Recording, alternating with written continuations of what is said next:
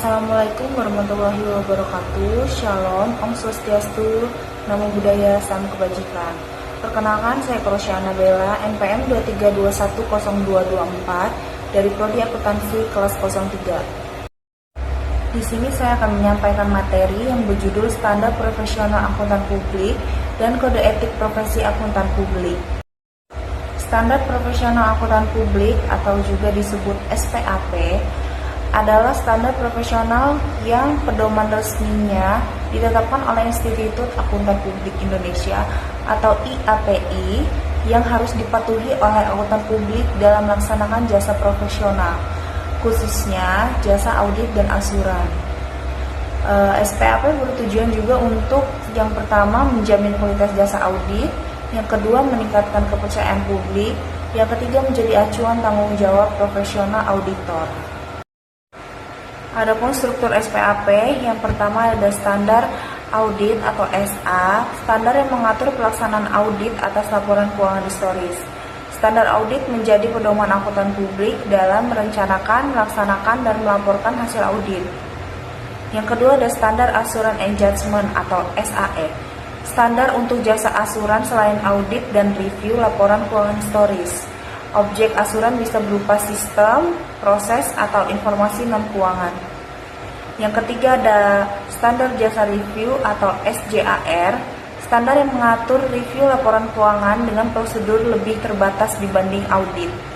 Yang keempat ada standar jasa kompilasi atau SJK, standar untuk penyusunan kompilasi laporan keuangan berdasarkan data yang diberikan manajemen.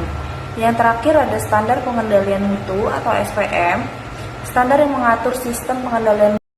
Dan yang terakhir yaitu standar pengendalian mutu atau SPM, standar yang mengatur sistem pengendalian mutu kantor akuntan publik agar seluruh jasa profesional dilakukan sesuai standar dan etika.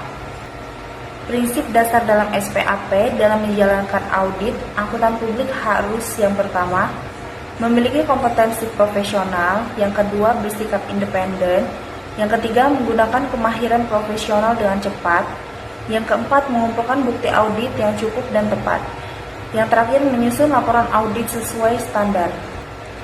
Kode etik profesi akuntan publik adalah aturan etika yang mengatur sikap, perilaku, dan tanggung jawab moral akuntan publik dalam menjalankan profesinya.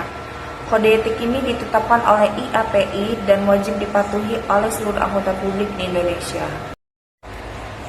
Prinsip dasar kode etik akuntan publik terdiri 5 prinsip dasar etika, yaitu pertama, integritas. Akuntan publik harus jujur, tegas, tidak menyesatkan pihak lain.